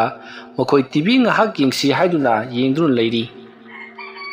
ꯃꯇꯝ ꯑꯗꯨꯗ ꯔꯣꯃꯤꯌꯣꯒꯤ ꯐꯣꯟ ꯂꯥꯛꯄꯗꯒꯤ ꯁꯟꯖꯨꯅ ꯐꯣꯟ ꯑꯗꯨ ꯋꯥꯈꯠꯂꯤ ꯑꯗꯨꯒ ꯃꯄꯥ ꯃꯆꯥ ꯃꯃꯥ ꯃꯈꯣꯏ ꯑꯍꯨꯝ ꯌꯥꯝꯅ ꯅꯨꯡꯉꯥꯏꯅ ꯐꯣꯟ ꯑꯗꯨꯗ ꯋꯥꯔꯤ ꯁꯥꯗꯨꯅ ꯂꯩꯔꯤ ꯃꯇꯝ ꯑꯗꯨꯗ ꯔꯣꯃꯤꯌꯣꯅ ꯑꯩ ꯍꯌꯦꯡ ꯁꯣꯏꯗꯅ ꯂꯥꯛꯂꯒꯅꯤ ꯍꯌꯦꯡ ꯅꯨꯡꯗꯥꯡ ꯋꯥꯏꯔꯝꯗ ꯑꯣꯏꯅ ꯂꯥꯛꯀꯗꯕ ꯃꯥꯜꯂꯤ ꯑꯗꯨꯅ ꯅꯈꯣꯏ ꯆꯦꯛꯁꯤꯟꯅ ꯂꯩꯔꯝꯃꯨ ꯀꯔꯤ ꯂꯩꯔꯛꯎꯒꯦ ꯍꯥꯏꯗꯨꯅ ꯍꯪꯉꯤ ꯃꯇꯝ ꯑꯗꯨꯗ ꯁꯟꯖꯨ ꯑꯃꯗꯤ ꯅꯤꯡꯊꯤ ꯃꯈꯣꯏ ꯑꯅꯤꯅ ꯂꯩꯍꯟꯅꯤꯡꯉꯤꯕ ꯄꯣꯠꯁꯤꯡ ꯑꯗꯣ ꯂꯣꯏꯅꯃꯛ ꯍꯥꯏꯈ꯭ꯔꯦ ꯑꯁꯨꯝꯅ ꯉꯥꯏꯍꯥꯛ ꯋꯥꯔꯤ ꯁꯥꯟꯅꯔꯕ ꯃꯇꯨꯡꯗ ꯔꯣꯃꯤꯌꯣꯗꯣ ꯑꯩ ꯊꯕꯛ ꯇꯧꯔꯨꯈꯤꯒꯦ ꯍꯥꯏꯔꯝꯂꯒ ꯐꯣꯟ ꯑꯗꯨ ꯊꯝꯈ꯭ꯔꯦ ꯃꯇꯧ ꯑꯁꯨꯝꯅ ꯔꯣꯃꯤꯌꯣꯅ ꯐꯣꯟ ꯑꯗꯨ ꯍꯦꯛ ꯊꯝꯈꯤꯕꯒ ꯉꯔꯥꯡ ꯅꯤꯡꯊꯤꯅ ꯎꯈꯤꯕ ꯎ ꯄꯥꯝꯕꯤ ꯃꯆꯥ ꯑꯗꯨꯒꯤ ꯃꯇꯣꯟꯗ ꯀ꯭ꯋꯥꯛ ꯑꯃ ꯇꯣꯡꯂꯒ ꯂꯥꯛꯅ ꯈꯣꯡꯂꯤꯕꯗꯨ ꯁꯟꯖꯨ ꯑꯃꯗꯤ ꯅꯤꯡꯊꯤ ꯇꯥꯔꯤꯕꯅꯤ ꯃꯇꯝ ꯑꯗꯨꯗ ꯁꯟꯖꯨꯅ ꯀꯔꯤꯅꯣꯅꯦ ꯀ꯭ꯋꯥꯛꯅ ꯂꯥꯛꯅ ꯈꯣꯡꯂꯤꯕꯁꯤꯕꯨ ꯀꯔꯤ ꯇꯧꯒꯗꯧꯔꯤꯕꯖꯥꯠꯅꯣ ꯑꯁꯨꯝꯅ ꯃꯥꯔꯆꯤꯟꯗ ꯃꯨꯔꯨꯝ ꯁꯣꯜꯂꯛꯄꯗꯨꯗ ꯅꯤꯡꯊꯤꯅ ꯀꯩꯗꯧꯔꯒꯦ ꯏꯃꯥ ꯍꯥꯏꯗꯨꯅ ꯍꯪꯉꯤ ꯃꯗꯨꯗ ꯁꯟꯖꯨꯅ ꯀꯔꯤꯁꯨ ꯇꯧꯗꯦꯗ ꯑꯁꯨꯝꯅ ꯍꯥꯏꯔꯒ ꯃꯈꯣꯏ ꯐꯤꯂꯝ ꯌꯦꯡꯂꯤꯕꯗꯨꯗ ꯑꯗꯨꯃꯛ ꯌꯦꯡꯗꯨꯅ ꯂꯩꯔꯤ ꯑꯁꯨꯝꯅ ꯂꯩꯔꯤꯉꯩ ꯃꯇꯝ ꯑꯗꯨꯗ ꯌꯨꯝ ꯑꯗꯨꯒꯤ ꯕꯦꯜ ꯑꯗꯣ ꯀꯅꯥꯒꯨꯝꯕ ꯑꯃꯅ ꯈꯤꯡꯂꯛꯏ ꯃꯇꯝ ꯑꯗꯨꯗ ꯁꯟꯖꯨꯅ ꯀꯅꯥ ꯑꯣꯏꯔꯕꯖꯥꯠꯅꯣꯅꯦ ꯍꯥꯏꯗꯨꯅ ꯃꯍꯥꯛ ꯄꯔꯞ ꯊꯣꯡ ꯑꯗꯣꯝꯗ ꯂꯥꯛꯂꯤ ꯅꯤꯡꯊꯤꯗꯤ ꯇꯤꯚꯤ ꯀꯥꯗꯨꯗ ꯇꯤꯚꯤ ꯌꯦꯡꯂꯒ ꯑꯗꯨꯃꯛ ꯂꯩꯔꯝꯂꯤꯕꯅꯤ ꯑꯁꯨꯝꯅ ꯁꯟꯖꯨꯅ ꯂꯥꯛꯂꯒ ꯊꯣꯡ ꯑꯗꯨ ꯍꯥꯡꯗꯣꯛꯂꯨꯕ ꯃꯇꯝꯗ ꯃꯈꯣꯏꯒꯤ ꯌꯨꯝ ꯑꯗꯨꯒ खरा लापना उरीबा युम अदुदगी मीनी हाइबा मियोय अमा लाक्तुना लेपलगा लेरमले मियोय अदो अहल खरा ओइरी मतम अदुदा संजुना मियोय अदुपु तराम इमुंगदा कौशलई मतम अदुदा मियोय अदुना युम अदुगी अकोइबा मथक मखा कोलै लेदुना येंगी मतम अदुदा संजुना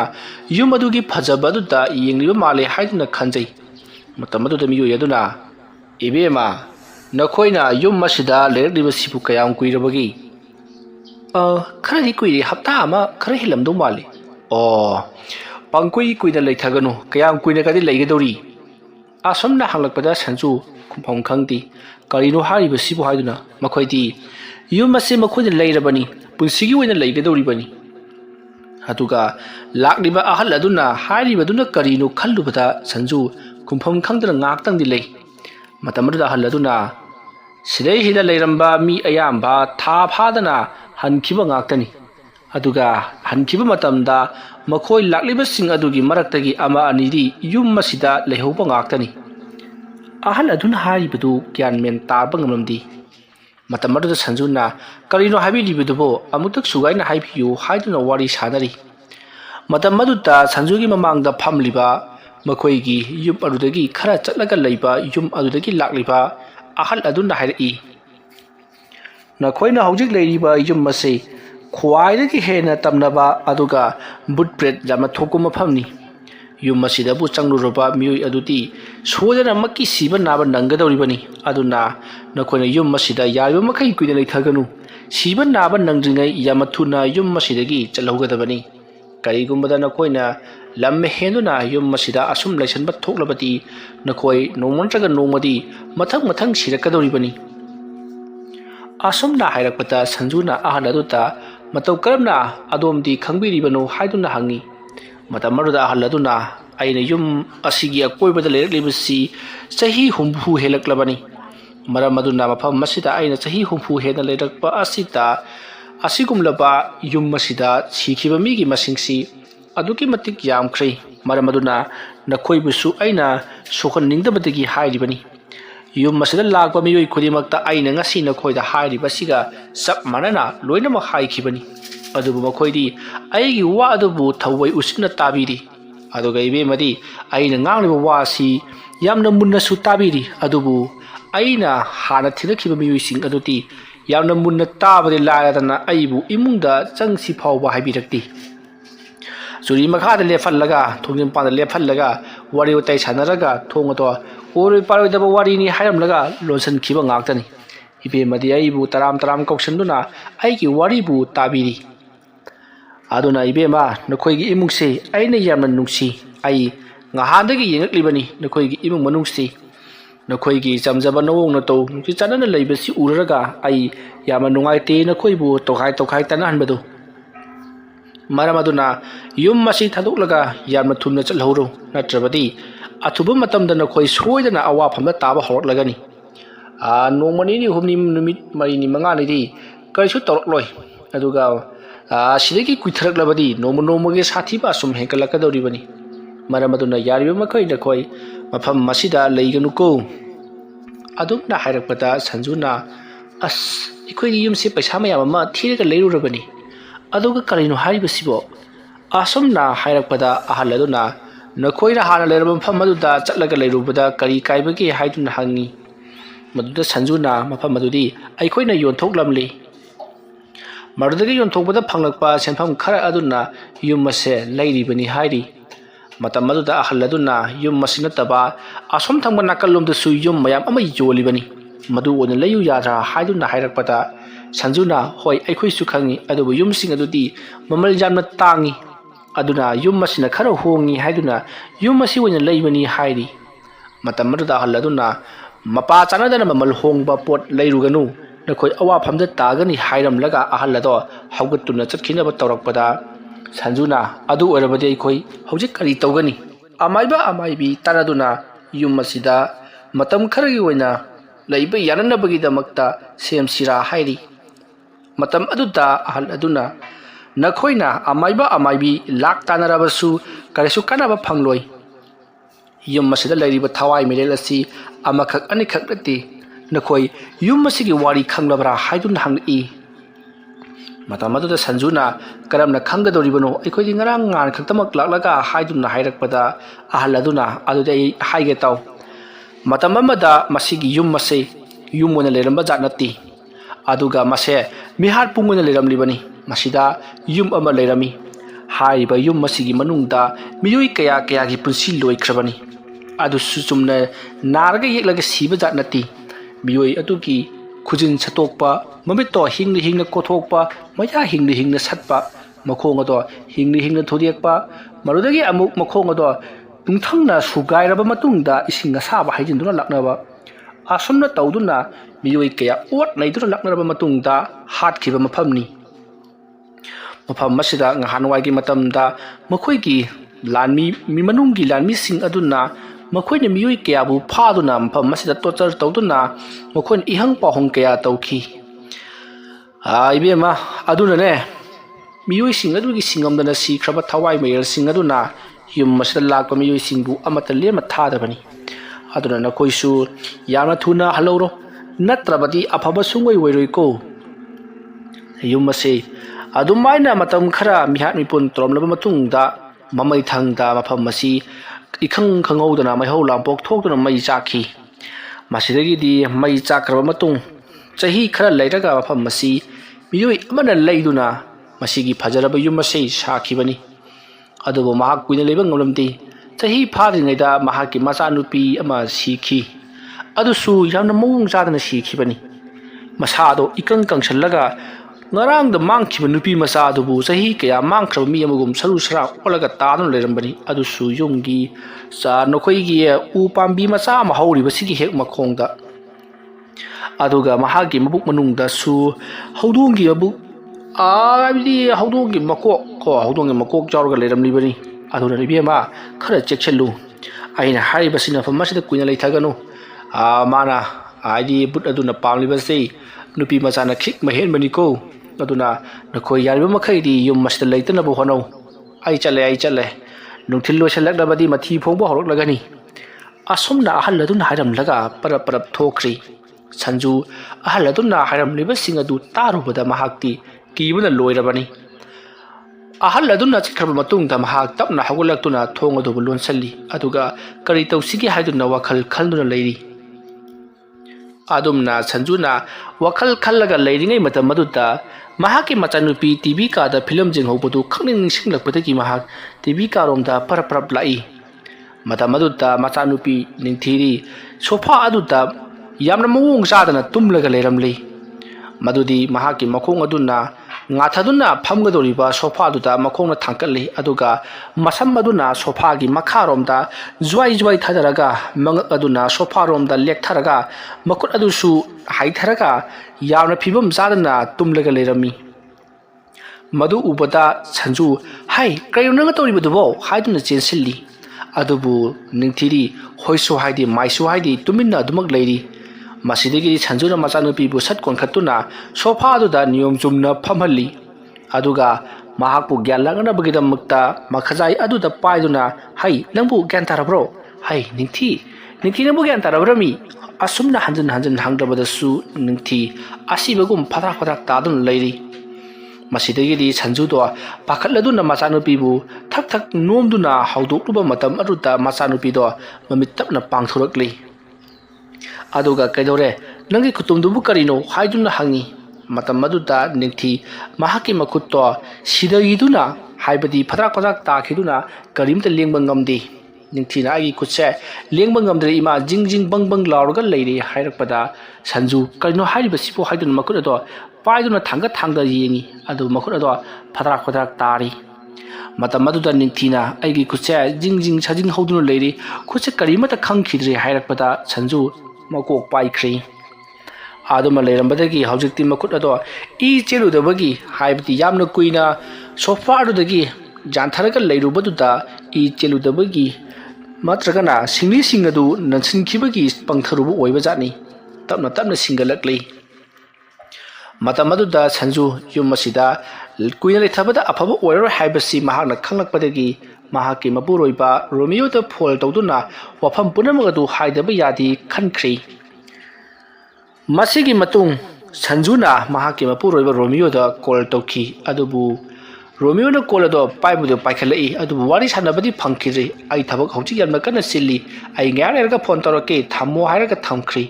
sanjuna ga waka haiba nanghaudri masigi matung sanju amadi ningthi yum aduda leibase tasegramak tansallaklabani adu Romeo hayengdi laklagani aduna mangonda woina wari punamak tamlage hairaduna sanju leikhri nungthelgi matam woisalakle matamdu pung ani muk tarabani matam aduda ikhang khangaudana chawrba u pambi amabu teklaga yum aduda bom launa tasallakpagi ahoba makhola matari makholadu tabda nate yum ado thak niklibani khonjal adu taba amadi yum adu nitpaduta ningthi amadi sanju yamna kanna laukhalli aduga mathak lomda chengkhatuna yengu matamdadi karisu leiramdi aduga upambi ama tekpagi seret lauduna teklaga bam launa taslakpa amadi usha sing aduna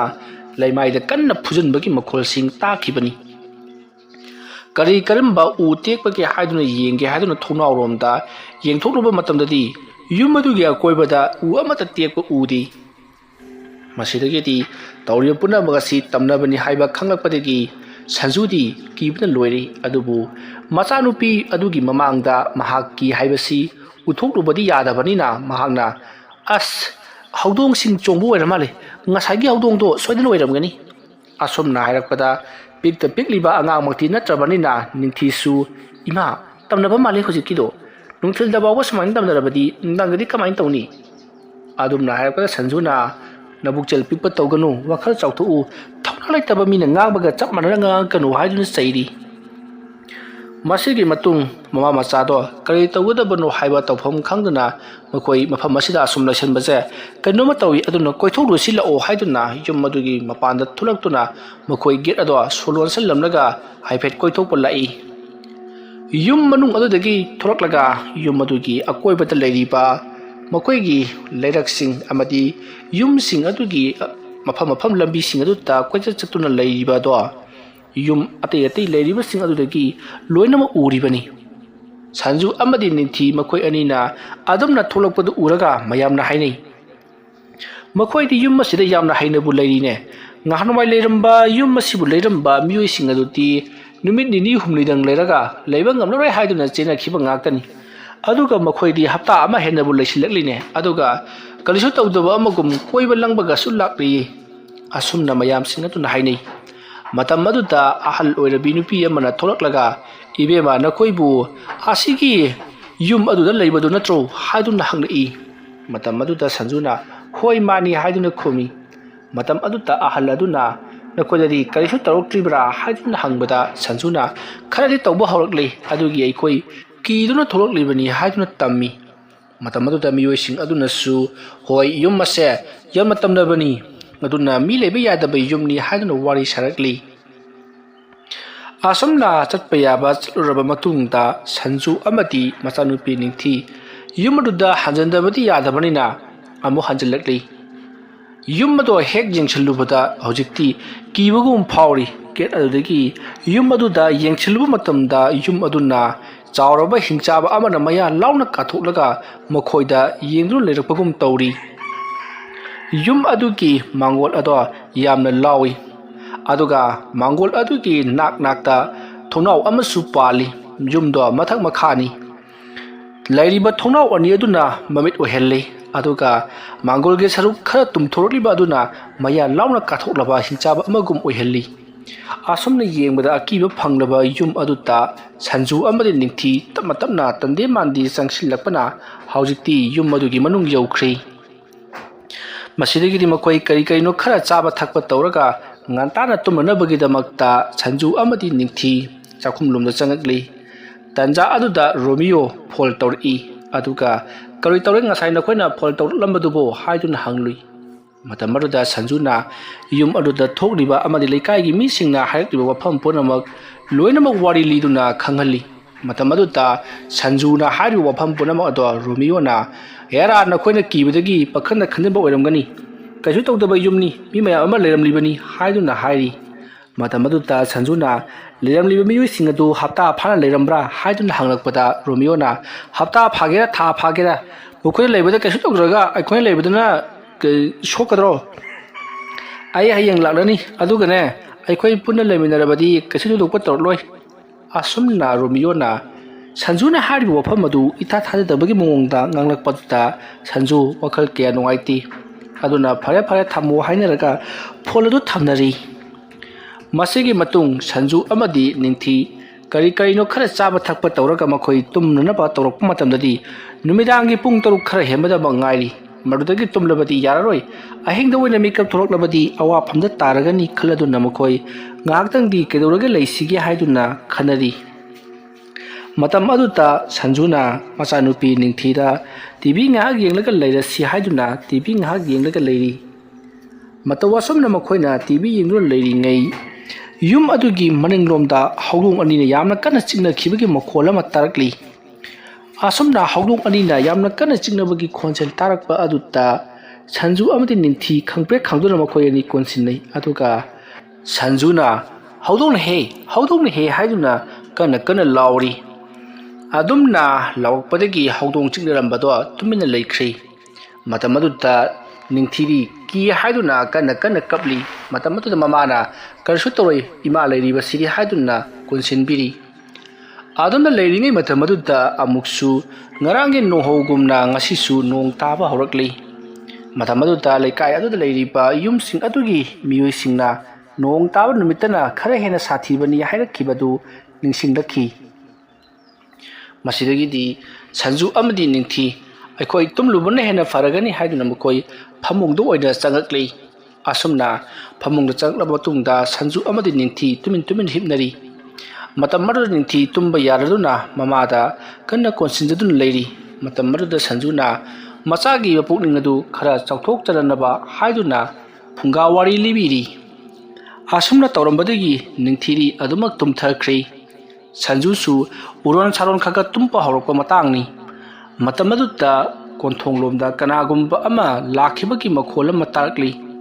Garigi makhol tarakpa aduta Sanjuna mahaki mapuroibadu lakdaba jala khaladuna ꯔꯣꯃꯤꯌꯣꯒꯤ ꯈꯣꯟꯖꯦꯜ ꯑꯣꯏꯔꯝꯒꯅꯤ ꯈꯟꯗꯨꯅ ꯃꯍꯥꯛ ꯄꯔꯞ ꯊꯣꯔꯛꯂꯤ ꯑꯗꯨꯒ ꯃꯍꯥꯛꯅ ꯊꯣꯡꯅꯥꯎ ꯑꯗꯨꯗꯒꯤ ꯌꯦꯡꯊꯔꯛꯄꯗ ꯀꯅꯥꯒꯨꯝꯕ ꯃꯤꯑꯣꯏ ꯑꯃ ꯒꯦꯠꯇ ꯂꯦꯞꯄꯒ ꯂꯩꯔꯤꯕꯗꯨ ꯃꯍꯥꯛꯅ ꯎꯔꯤ ꯃꯗꯨ ꯎꯕꯗ ꯁꯟꯖꯨꯅ ꯑꯩꯃꯥ मादी लाग यूम चंगे हाद्रगा गेट लेपगा लेरिबसिना करिगिनोने असुमना खल्लगा संजू मखादा पर कुमथरई अदुगा महाना थोंग अदु हांगलगा गेट अदोमदा येंगलोबा मतमददी कनासु लेरमखिदि मतम अदुदा संजूना करिदुने हौजितैनो उखिबदुबु कना ओइरबा जानोने असुमना महाना नेहाक वखल तोरमबदगी मदु बुटपेट ओइरमबा याई खलदुना थोंग अदु ngasinkhri अदुगा लोनसलमलगा मचानुपी कादा लाका मतमददी मचानुपी निंथीदु ओथोक मोंग अमदा लेरमले मदुदी मचानुपी निंथीदु लेमाई अदुता लोंगने हिपलगा मंगक अदुना मतुंगलोमदा असुम असुम थेक्तोकलगा मखुट अदुना लेमाई अदुदा नमलगा मसा अदु मरी मरी कोनसलगा मखोंग अदुना वांगा थेकलगा कांखलगा लेरमले मदु उबदा संजू खंगप्रेक खंगुना महाक लाउरी अदुगा निंथीगी मनाक्ता चेंसिलकली अदुगा कैदोरगे नंगबो हाइदुना हंगली मचानुपी अदुना कोनसिलगा लेरमबदुता संजू पाकतना कबलगा मचानुपीबु थेक्तोकलिबा अदु कोंखनबगी यामना कन्न होनरी अदुगा ग्यालकनबसु मचानुपीगी ममाय अदुता पोप थादुना होनरी मतम अदु निंथीदो महाना कोनसिलमलिबा अदु फराक लाउना ताखी अदुगा संजूना नंग कैदोरबगे इसा थोइबी नंबु कैदोरबगे हाइदुना हंगलुरी निंथी सोर थबेत होलगा मै पांगथोरकली अदुगा महाक यामना कन्ना कबलखी महाना हौजिक तौरिबदु महाक ज्ञान तारिबनी अदुगा वांगांग ngамजदबगी वानी मतमदुदा संजूना करी करम तौरिबनो हाइदुना हंगकली मतमदुदा निंथीना आइना मिकत थोरक मतमदा इमा लेरमदी मरुदा आइना इमाबु कौगे हाइदुना फमुंदगी हवलकपदा कांखदगी अमुबु मैखु अमु पाइथोरक्तुना आइगी यानुंगदा संखी मरुदगी आइगी इसासे मता मतोमता तुंगा असुम थेक्तोखरगा आइगी खोंगी क्रांगलोमदा लिथोरकलिबसिनी ख्वांगसु नाबना याद्रे अदुगा खुदसु यामना नारे हाइदुना महाक कपली ममाबु महाकना कन्ना कौनबो होनरबसु मचिल लेमगदी ngamखिदि हाइदुना महाक हिक लाउना कपली मतम मरुदा संजूना मचानुपीबु चेना कोनसिनजदुना फरे हतमुक्ति आइना नंबु थादोक्तुना सुगा चलरोय हाइदुना कोनसिलगा मखोय अनिदो लेमिनरी नोंसु कन्ना तारकली अदुगा खाप लाउबसु लेप्ती मसिकी मतुंग संजू अमदि निंथी ngeहak तुमिनदा लेरबा मतुंग करिसु तरोक्तबा अदुता तुमिन तुमनबा होनरी तंजा अदुमकदा युम अदुगी मथकलोमदा कनागुंबा अमा कुद्रुक कारकपगी खोंजल तारी अदुमना कुद्रुक कारकपगी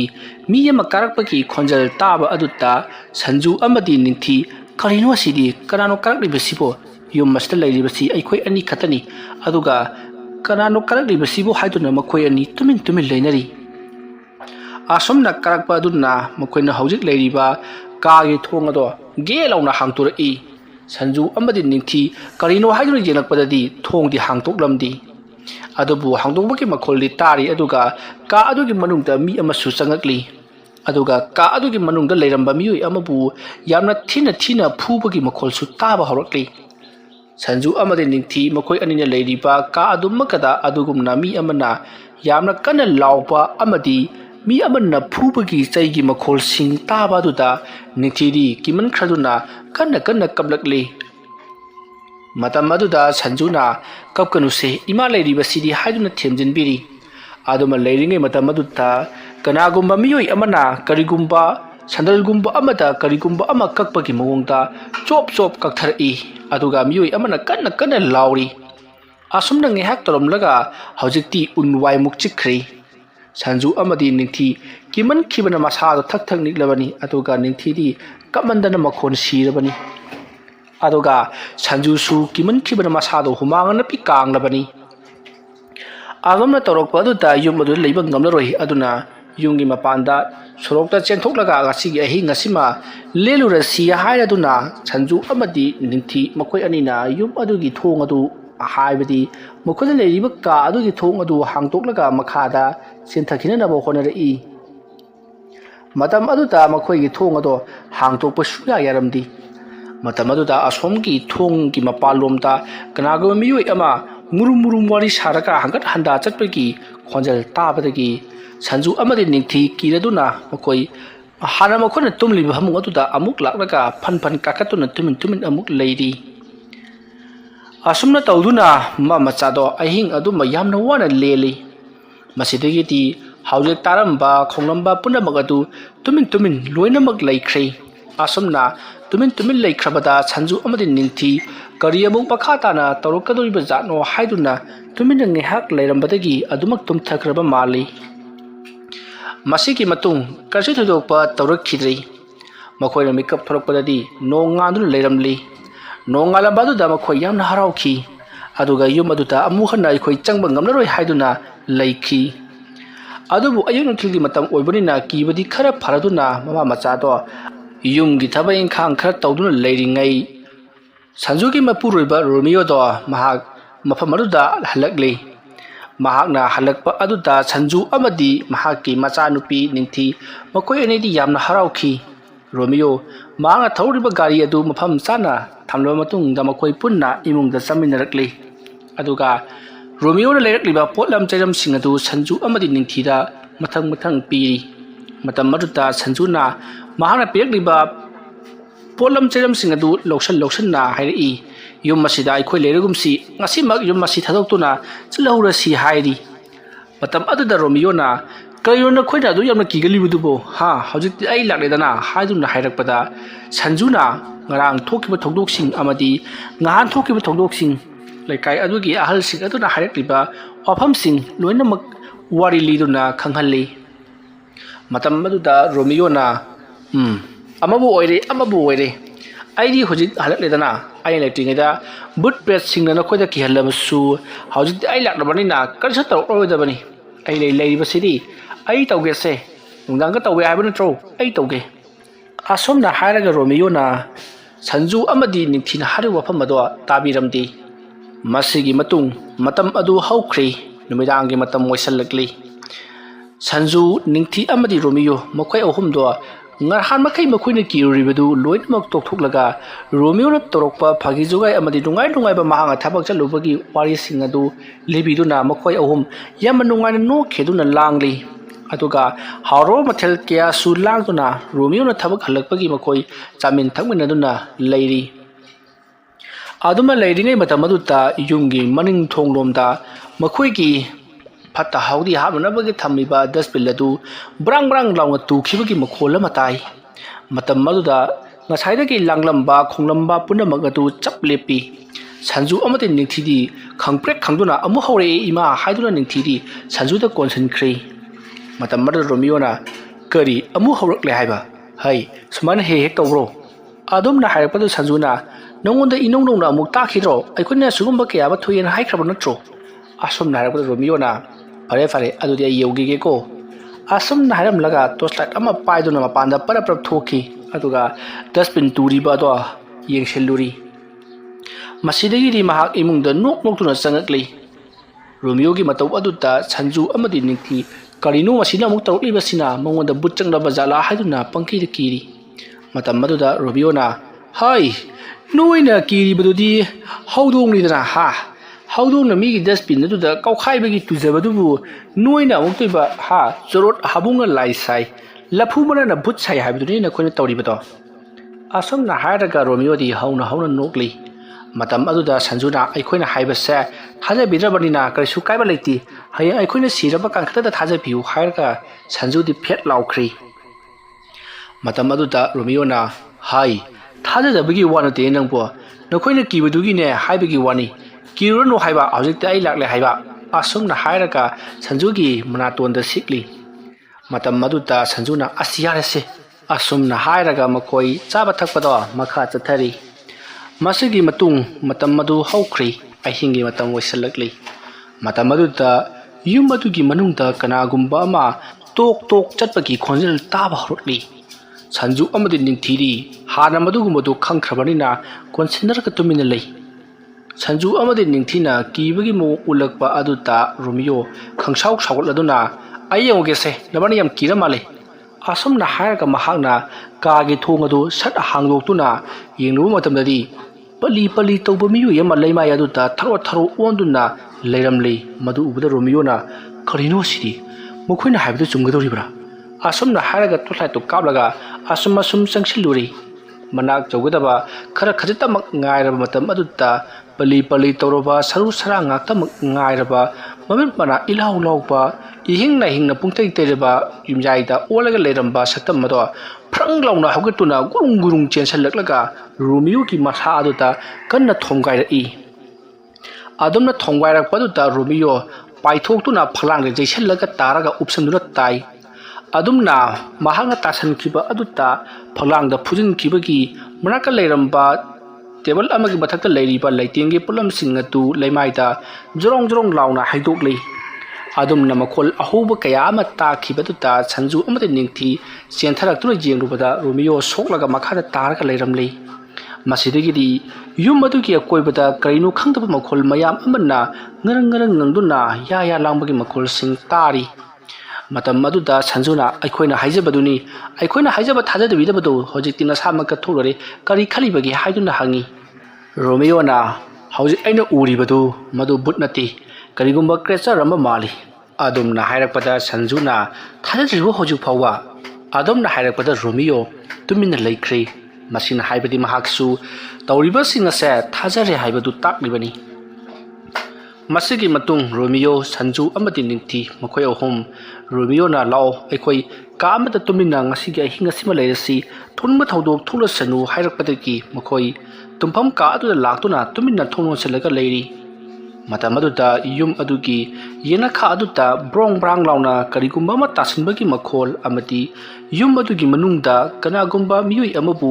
yamna thina phuba chaibagi pudrup lawba makhol aduga miyui amana kanna lawkhibagi makhol sing tari kholja sing aduna phana yamna tarabasu makhoi ahumdi tumina ka manung aduda leiri aduma leiringai matamaduda makhoi ki thong aduda dong thilekli matamada Romeo na hai karano haiduna lawki adumna hek lawrupadu da thongado thilambadu tumina leikri atuka thongadu da karigumba mahiyama bartin na kalaga jwarang chashilakki khonjala matai adugadi thongjin pan adu da I mayam ama phawjilakli madu ubada chanju ningthi amadi Romeo kibina loirabani adubu Romeo na tawriba sidana khoi karisu kiganu mase aikoida kaisu soloi lengra dumak layu haidana makhoi tumina leiri masidakidi tamna isingado mangkhri asumna tawduna lawba khongba kaya ama toromlabasu tumin amuk leikhri matawa sumna yum adugi manungda makhoi asum leirabadi sodina siba tare khaladuna Romeo na law aikoi yum masidiki mapanda chentu hunuba tawsi haiduna yum adugi thongadu hangnaba yamna kanna honari adubu thong adudi hangdu haiba suya yadri masidagi Romeo na ka aduda leiriba chaukri ama paikhlaklaga thongnaw mingsel panbadu da thomjanbadagi mingsel panba thongnaw wato kairi aduga hanjin thomjanbadagi youth ki jali khari badusu phakaikri matam kuina leriklaba yum oibani na kharasu khakaba jani masidagi ohoba thongnaw aduta sanju ningthi amadi Romeo makhoi ahum chenthorakli asumna tawduna makhoi yum adugi mapandadi chethorakli matamaduta yum adugi manungdagi karino khangdaba khonjal mayam ama tari atuga makhoi ahumgi manak tamna chinsilakli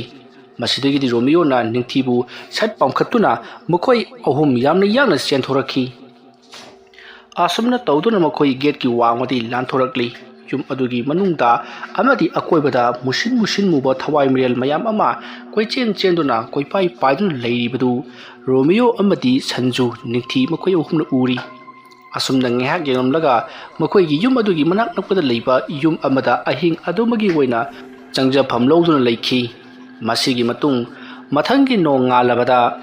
Romeo na yum adugi manungda makhoi miyoi kharaga tawduna changchallaga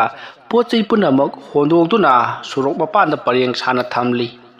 aduga Romeo matha sana hojik leire haiduna mamanaba amata phol tawki matamada mamanaba aduna as aidi nongoda hana haidabagi wani yam nungai pom leiri haiduna Romeo da hairaki matamadu Romeo na kari pawno haiduna hangrubada mamanaba aduna aikoi hojik sarkar gi oiba office ma sagadabagi lam leitribani ado nangi yumdu tamlai yonthokningi hairabani na ꯃꯗꯣ ꯌꯥꯝꯅ ꯇꯥꯡꯅ ꯌꯣꯟꯊꯣꯛꯄ ꯌꯥꯔꯒꯅꯤ ꯑꯗꯨꯒ ꯃꯐꯝ ꯑꯗꯨꯗ ꯑꯣꯐꯤꯁꯇꯣ ꯃꯔꯥꯏ ꯁꯥꯖꯔꯅꯤ office ꯍꯥꯏꯕꯁꯤꯗꯤ ꯉꯥꯏꯍꯥꯛ ꯂꯩꯔꯝꯂꯒ ꯆꯠꯈꯤꯕꯅꯤꯅ ꯑꯗꯨꯒꯨꯝꯕ ꯇꯝꯅꯕ ꯈꯣꯠꯅꯕ ꯇꯧꯔꯕꯁꯨ ꯀꯔꯤ ꯑꯃꯠꯇ ꯀꯥꯏꯔꯔꯣꯏ ꯍꯥꯏꯔꯛꯄꯗ ꯔꯣꯃꯤꯌꯣ ꯌꯥꯝꯅ ꯍꯔꯥꯎꯈꯤ ꯑꯁꯨꯝꯅ ꯇꯧꯗꯨꯅ ꯃꯐꯝ ꯑꯗꯣ